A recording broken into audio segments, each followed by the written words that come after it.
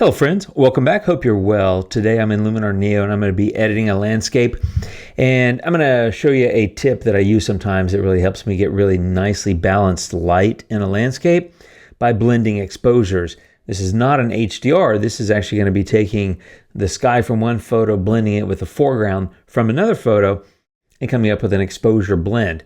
A lot of people like the idea of being able to get a better dynamic range in their images, but they don't really want to make an HDR. Perhaps they feel like the results are not always natural. I'm of the opinion that the HDR results in Luminar are very natural. But hey, some people just don't like HDR, and that's cool. I'm not here to convince you.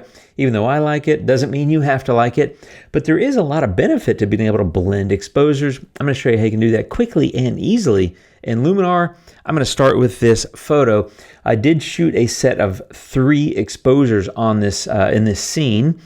This is the medium exposure, and that is the dark exposure. I have not included the bright one here, but safe to say it was brighter than that, right? So I shoot dark, medium, and bright, right? So anyway, middle exposure and dark exposure. I really like that sky. It's got better contrast. The colors pop a little bit more. It just feels like it fits the photo mostly, and I feel like it fits the photo better than that sky. But this foreground is excellent. It's well lit. It's got great color and all that stuff. I want to take the best of both. I want the dark sky or darker sky, and I want the brighter foreground, stick them together. So I'm going to go to edit, and you do this in the layers panel. Now, in order to do this, the photo that you're going to add as a layer on top of this, you have to have outside of Luminar. At this point, you can't pull from a photo that's in your Luminar catalog. So I exported a copy and uploaded it as a layer. So I've already got it in here as a layer, and I'm going to go ahead and click it and put it on there, and there it is. Now it shows up at 50% opacity. At 100% opacity, that is the photo, right? That's all you're seeing is that dark one. And of course, at 0% opacity, all you're seeing is the underlying one. But again, I want to get to the blend, and I want to take the darker sky and put it on that brighter foreground. So the way you blend these is, of course, you have multiple ways, but what I'm going to do here is going to involve masking, and this is painting, for lack of a better term, that sky onto that other foreground. I've got the foreground on the bottom, and I did that on purpose so I can paint the sky on top of it. Then we're going to do some editing, and I'll talk about that in a minute. But here we are. Now, you might think of masking, and you're like, oh, I know, just go into masking, go to Mask AI, and just choose sky, and it'll put it in there. And it will, but if you look at that along those edges, it doesn't get it. And I talk about this in a lot of videos when I'm editing my sky, why I don't use Sky AI, and that's because you have this fringe, you have this halo, for lack of a better term. So what happens is, if I use that sky at 100, you can see that pretty clearly, right? So you can see that edge, and that is not going to look good when you're finished. So Sky AI is not going to do it.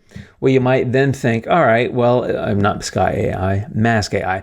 Then you might think Object Select, because you can just select a sky. I selected it, same problem. You can see the edges there don't line up perfectly, and that's okay, right?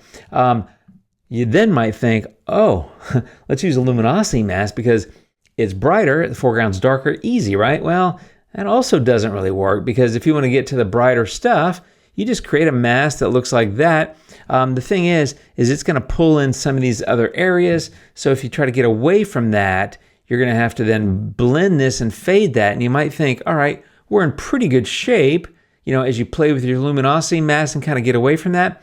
But if you come over here and make these adjustments, you're going to notice it's washed out in areas. And the reason why is because that luminosity mask is based on light values. It's not an even mask in every part of the sky. It's based on tonal values. So the darker parts are getting less of the mask. The brighter parts are getting more of the mask. That doesn't work either. So here's how I like to do it.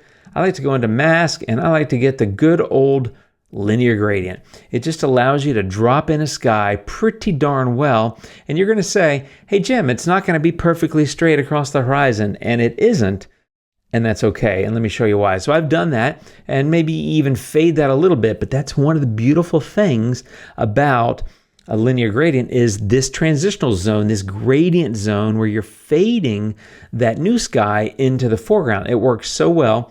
and then even dragging it to 100, you're not going to notice that, oh, there's like some halo fringe. It just naturally gets brighter because it is brighter there on the horizon anyway.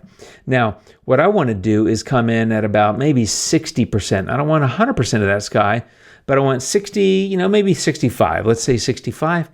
And you look at that, and I've got a pretty nice blend. I don't have a halo along the edge, and my photo looks fantastic.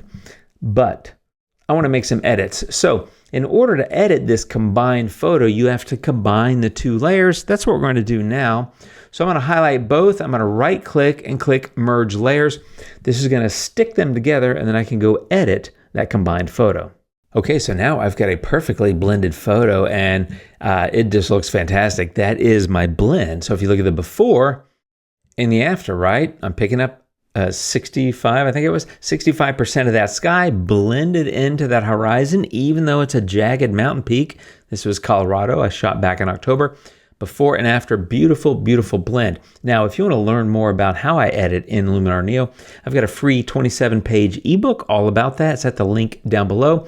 It has lots of insights, tips, tricks, ideas, all that kind of stuff for you. Super helpful. Check that out if you'd like to. I do see a couple of spots in the sky. I'm going to remove those, then I'm going to talk to you about editing. Okay, I think I got them, but either way, we're friends here. So if I miss something, you'll forgive me for that, I hope. Okay, before and after, blended photo, looks good. I'm going to go into develop, and this is where I would kind of do some of my typical stuff. A little bit of contrast, pull down highlights and shadows, lift shadows, I should say. And before and after, pretty simple and straightforward. I'd probably then, on a photo like this, go get light depth because I love it, and it's amazing. And what I want to do is pop some of that stuff in the foreground. Those trees are just lit up, and they've got some great color, and I just want everyone to see it because it's awesome. You can add a little warmth to that area. I'm going to get rid of that brightness near, and I'm going to get rid of that brightness far because I've already blended the sky, and I like that, but I might cool it off a little bit. So light depth, nice little impact on the photo, primarily noticeable in that foreground where I popped that light before and after. It's looking really good. The only other thing I would do, well, two things, right, is I like Accent AI a lot. I use it all the time, but it can be a lot. And I'm at 27, which is kind of pushing the upper limit when you apply it across the whole photo, and it's already too much. This is where I like to use masking. In particular, for this photo, I want to use a luminosity mask. Huge fan of these. Again, you can learn about that in my ebook that I talk about down below, along with countless videos that I have here on YouTube. All about luminosity masking, but I'm going to just create a nice little spread across these tonal areas, and by dragging these little lines away from that bar, I'm creating a nice generous fade, and that fade is also that transitional zone or that gradient zone or that feathering that's allowing me to really fade my adjustment into the rest of the photo. I think that looks good. The mask is pretty nice, pretty subtle.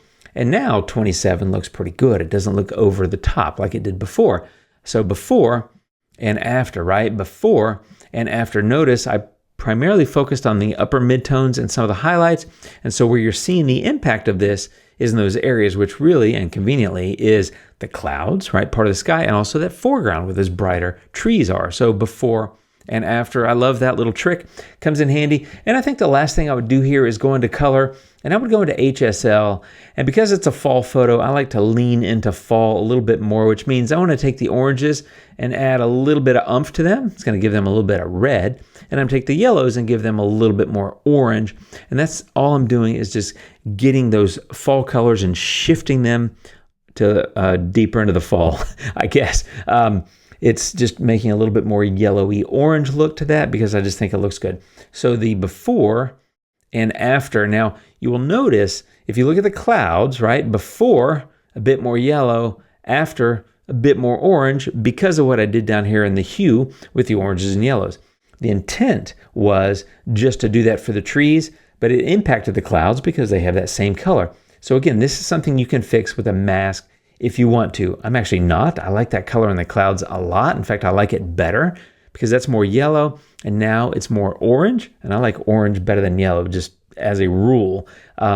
But if you wanted to fix that, I would just use a linear gradient again and just drag it from here, from the bottom up, and just fade it to, maybe middle of the photo.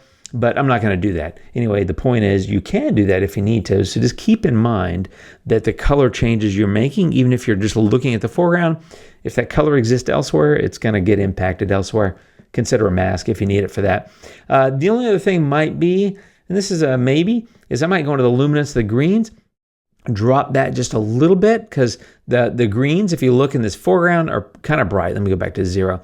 They're not real bright, but they're kind of bright. So to create a little bit more contrast between the greens and the yellows and oranges that we already impacted, you could drop the luminance of the green to make them darker and maybe slightly increase the luminance of the orange and the yellow.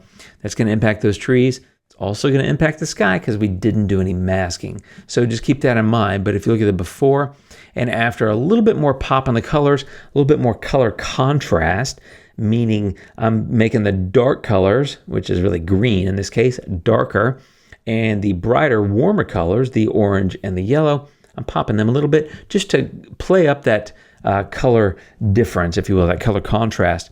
So that would probably be all I would do to this photo, unless I just wanted to keep editing, which I always like to do, but I'm not going to do any further in this video because this was really about blending those layers together. Before, that's my base unedited photo. There's my blended photo with some edits. Now, the other thing I want to point out is once you merge these layers, it can be really tempting to say, ooh, I've got a new base photo. I can go stick a preset on that. You can, but this is a really big but, and that is if you stick a preset on it, the way Luminar works, it'll default to sticking the preset back on your base unedited image, your base layer, which means your merged layer and your dark layer here are going to get wiped out and disappear, and all you're going to be left with is your unedited base layer with the preset on it. So in other words, presets always kind of look at that base photo and say, let me stick the preset there. I've begged the Luminar team, allow us to stick presets on layers. Haven't gotten there yet. I hope someday that they will, because I would love to be able to take one of my presets, which, by the way, you get a bunch of free ones on my newsletter along with that ebook. But I would love to be able to take one of my presets and stick it on this merge layer. I can't do it. So as tempting as that may be, do not do that. But yeah, that's how you go about blend these images and get a really higher dynamic range image without going through the HDR process, just by taking a brighter exposure and a darker exposure, picking the best parts of each, masking them together, merge those layers, make a few edits, and you end up with a photo that you might love. I love this one. I think it looks great. I love the colors. I love how the sky and the foreground kind of have similar oranges and yellows, you know, those warm colors and how they stand out before and after. That's how it works, my friends. Hope this has given you some ideas for your own editing. Thanks for hanging out with me. I always appreciate it. I'll see you guys soon. You guys take care. Until next time. Adios.